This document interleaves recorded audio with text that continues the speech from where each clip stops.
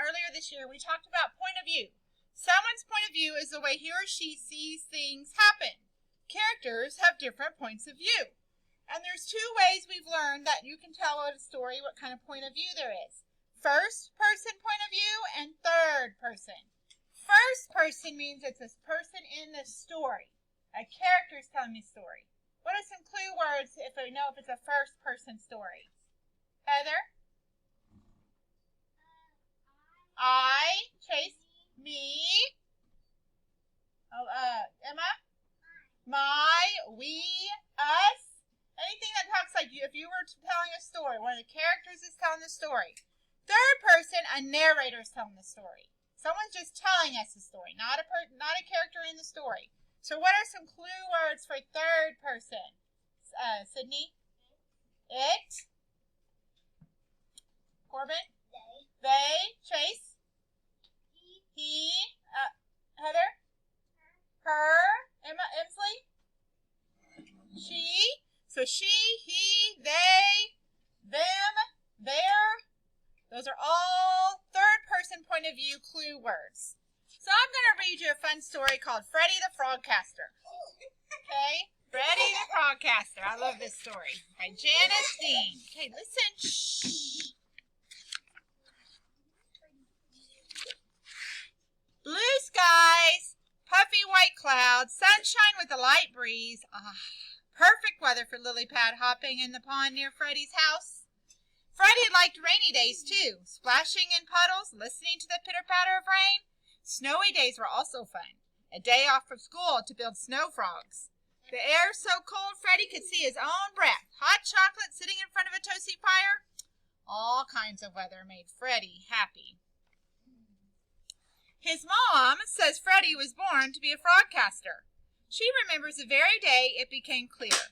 Freddie was barely bigger than a tadpole as she pushed him along in his stroller. He pointed at a big gray cloud and said, "Rain." It was his first word.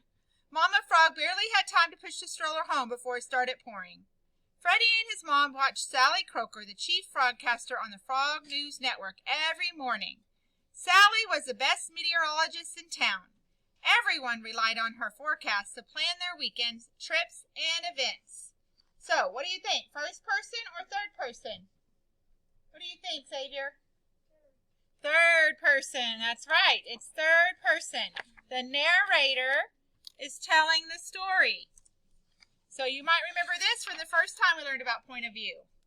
So this is Freddie the Frogcaster.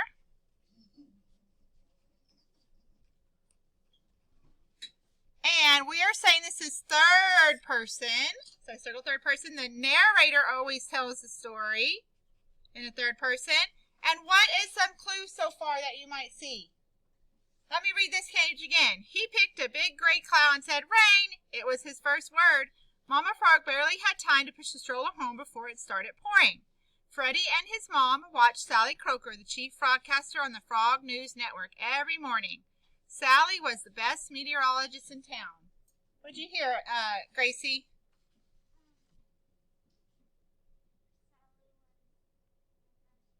Okay, but that's not one of the clue words that we know that it's third person. Emma? He. Yes. Yes, he. That was in there. See if we can see any other clue words. As Freddie grew, he kept his eye on the sky, watching the clouds for clues about the weather. Some days there were big heaps of clouds that looked like cotton candy. Sometimes they looked like flat and hazy, like a big gray blanket. Some clouds were wispy and curly like a horsetail. Freddie was so interested in weather that Papa Frog built him. Ooh, there's one. Him. A weather station in their. If it was first person, they'd say our backyard. It had thermometers, barometers, and all kinds of weather instruments. On the roof, there was a weather vane to show the wind's direction. So there's a weather vane. There's the windsock, like we have. There's the anemometer. There's a thermometer, like we have.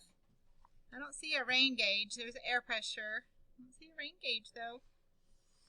His parents never had to ask Freddie what he wanted for his birthday. Ooh, his is good, too. That's a good word. The weather book, charts, and tools, they got him always made him happy. Freddie started each day gathering weather clues. He watched the clouds, but he also paid attention to the temperature, barometric pressure, and humidity. Then he ran back to the house to watch Sally's weather forecast to see if his predictions were right. At first, Freddie's mom thought his weather watching was cute. But Freddie was right so many times that Mama Frog couldn't help but boast to her friends about his weather predictions. Before long, the whole town knew about Freddie the Frogcaster. One day at school, Freddie's friend Holly Hopper was worried that it would rain on her birthday and ruin her outdoor party. Their teacher, Mrs. Vivian, said, "Why don't we ask our own Frogcaster for help?" Mrs. Vivian handed Freddie her chalk, and Freddie drew the forecast on the blackboard. He explained how a high-pressure system was hovering right over Lilypad. This meant the weather should be sunny and warm for the next few days. Hooray! The whole class cheered when Freddie finished his report. He was so excited when Holly invited him to his party. Then one day, something happened that changed Freddie's daily weather routine. Sally Croaker, Freddie's favorite TV frostcaster, had 3 little tadpoles. While Sally was out on tadpole leave, the Frog News Network hired a new frogcaster to fill in. Her name was Polly Woggins, and boy was she a hit. Every group in town invited her to come speak at their meetings, from the Salamander Society to the Bullfrog Ballet. All of her special appearances kept her hopping. The attention was great for the TV station. More and more frogs tuned in to see the new frogcaster in action. But Freddie started to notice a change in the forecast. It seemed like Polly was so busy with her celebrity appearances that she didn't have time to watch the weather clues. Several days in a row, Freddie's forecasts were more accurate than Polly's. Someday, Polly didn't seem to have a forecast at all.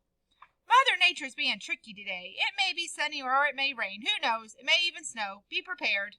Frogs were juggling their umbrellas, sunglasses, and mittens. That way, they'd be ready for any type of weather. Well, that's why we have weathermen, right? That's why we have meteorologists to tell us what the weather is going to be so we know what to wear, right? Well, they didn't know what to wear. She said it might rain, it might snow, it might be sunny. Who knows? Is she a very good meteorologist? One day, the mayor dropped by to pay Freddie a visit. "Mr. Mayor, what can I do for you, sir?" Freddie asked politely. "As you know, Freddie, the Leapfrog Picnic is a week away. It's a big event for frog families near and far, and we need an accurate weather forecast that day," the mayor said. "Why are you telling me?" Freddie looked puzzled. "Polly Woggins is the new forecaster." The mayor looked one way, then he looked the other way. He leaned in close and said in a quiet voice, "The thing is, Polly's so busy with her frog fan she barely has time to say weather, let alone forecast it. I need you to keep an eye on the weather so we can plan a great day." "I'll do my best, Mr. Mayor," Freddie said. Then Freddie offered to show the mayor his weather station. As Freddie led the mayor out to the backyard, he explained, "Weather gets tricky to forecast this time of year. One day it's warm and dry, the next is cool and rainy. And if it gets cold enough, it could even snow." The mayor was impressed with Freddie's weather station. "Amazing," he declared, certain he had found the right frog for the job. Freddie wasn't about to let the town down. Every day he checked and rechecked his maps and instruments. Things were looking fine until the day before the picnic. If the cold front moving in from the west mixed with the warm air from the south, what happens when cold and warm air meet? What happens, Chase? No, they don't always make a tornado. Isaiah? A storm. It could bring strong thunderstorms. Freddie knew thunderstorms and picnics were not a good combination. And not just because it could soak all the fried cricket sandwiches. It could put the frogs in real danger. Freddie was worried. Polly Woggins hadn't mentioned a word about rain in her last report. Freddie had to do something. He called the mayor and asked him to meet his weather station. But when the mayor arrived, he wasn't alone. Freddie's favorite TV broadcaster, Sally Croaker, was with him, tadpoles in tow, so she brought her little babies. "I heard you needed a little help," she explained. With no time to waste, Sally and Freddie hopped to it. "Mr. Mayor," Sally said, "Freddie's right. There is a big storm on the way." "Quick, turn on the TV," said the mayor. "Maybe we can get word to Polly in time for her last forecast." But they were too late. Polly was signing off, advising our frog fans prepared for perfect picnic weather tomorrow. Uh-oh, said Sally. Uh-oh is right, said the mayor. Hey, wait a minute, said Freddie. She's not all wrong. The mayor and Sally were confused. Be prepared, said Freddie. She said, be prepared. We can do that. Why, yes, we can, agreed the mayor with a big sigh of relief. Come on, Freddie, we've got work to do. The big day started out fine, sunny and warm. All the frogs were having fun playing in the lily pond and drying off in the warm sun. But right before lunch, things started to change. The fluffy white clouds turned gray and lumpy. There was a chill in the air and the wind started to howl. A loud rumble sounded in the distance. Big sloppy raindrops began to fall. The mayor grabbed a megaphone and said, "Please move your family and your food to the Frogatorium. I repeat, everyone head to the Frogatorium now." Freddie held up a big white sign with a red arrow guiding the fleeing frogs in the right direction. In no time at all, the frogs were settling in for an indoor picnic, cheering on the winner of the fly-eating contest and practicing for the leapfrog race. Happy frogs were nibbling on food piled high on tables that Freddie, Sally, and the mayor had set up the night before. Freddie knew that when it came to weather, it was always best to be prepared. And wouldn't you know it, the leapfrog picnic was a huge success. The mayor and Sally made sure everyone knew that Freddie's frogcasting had saved the day. Even Polly Woggins stopped by to thank him. She was a little embarrassed, but happy to give him credit. "You know, Freddie," she said, "I could use a frogcaster like you to help out. Would you like to be my assistant?" I would, he shouted. Everyone laughed. "Look over there," said Sally. All the frogs turned. It was the biggest, most beautiful rainbow Freddie had ever seen. Freddie smiled. Things always look better after the sun comes out, and the future sure did look bright for this little frogcaster. That's the end of Freddie the Frogcaster. So, we decided that it was a narrator talking. It was third person, and our clue words were he, him, their, his, they, or her. Remember, clue words are always pronouns. Remember? We learned about pronouns last week. So, if it's first person, then you would tell me which of the characters was telling the story, and you would use words like I, me, us, we, my. Those are the words we would use. So, we talked about this a little yesterday. I'm going to have you in a minute get out your reading book and turn to Claudette. And you are going to circle first person or third person. Tell me if it's a narrator or one of the characters telling the story, and tell me the clue words that tell me what it is. So get out your reading book. Kinsler, I have yours over here. Just a second, Kinsler.